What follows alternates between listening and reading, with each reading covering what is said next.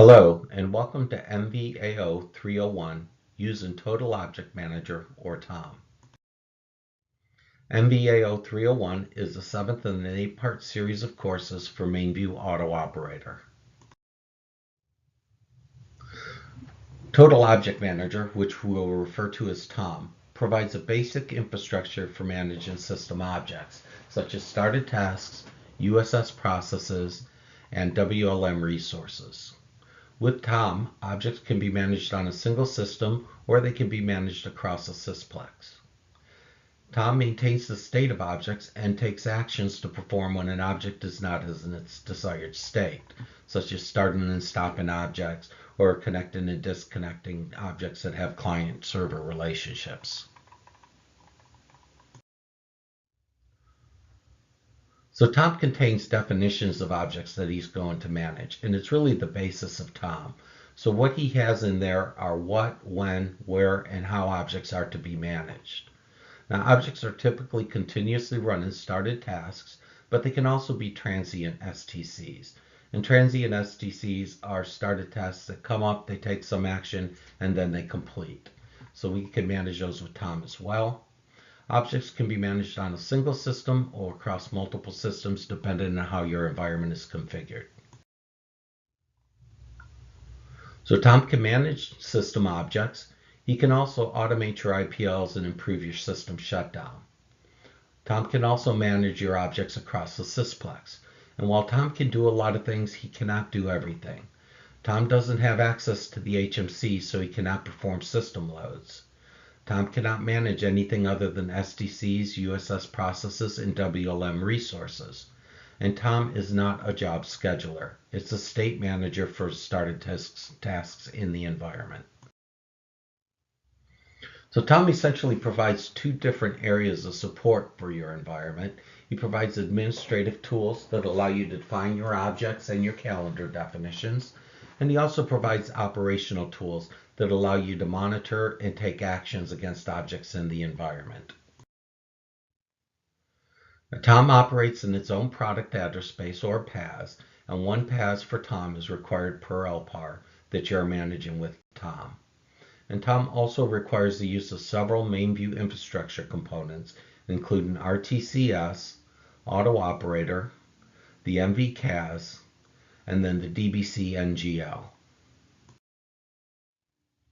RTCS, which is required by TOM, is a component that uses the latest ZOS facilities that take advantage of modern servers. RTCS is designed to simplify product installation and configuration by providing a common set of functions that are used by all the products. TOM uses RTCS for all of his operating system services, such as doing I/O to registries, and RTCS must be started and active before TOM can perform its functions. TOM also requires AutoOPERATOR to be active. AutoOPERATOR acts as a server to TOM and provides event detection and then the ability to run execs as part of your TOM object definitions. AutoOPERATOR also allows for variables to be defined in the object definitions and have them resolved at runtime. AutoOPERATOR must be active and running for TOM to actively manage objects, because TOM can't do any actions on his own. He requires AutoOPERATOR to take those actions on his behalf. TOM also requires the MVCAS. The MainView infrastructure provides this capability for communications and do target management across multiple systems.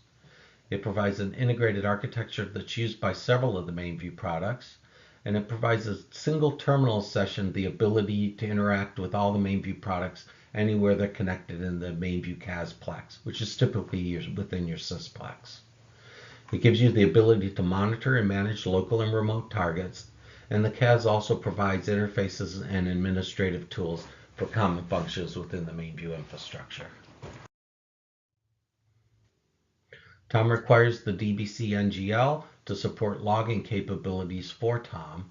He will write messages there about the changes in object states, and then you can go into the online interface and find those messages rather easily because they've been filtered out rather than having to go through the system log and trying to find things there. So let's take a look at the architecture of MVTOM. And the first thing we're going to have come up on the system is going to be RTCS. RTCS typically starts early in the IPL and stays active through the length of the IPL, only coming down after all the other objects have been stopped in TOM. And we also require the auto operator paths to be active. Once those two address spaces are running, then we start the MV TOM paths so the TOM can begin managing objects. He'll open his registry so he can find out what those object definitions are and what states they should be in. And then we'll also have the DBC NGL, which provides some logging capabilities to the TOM paths. Now, if we're running cross systems, it's very similar. We'll have the same set of objects running on both LPARs, but in this instance, we'll have a common registry that's shared across the systems. This concludes part 1 of MVAO301. This course will continue with part 2. Thank you.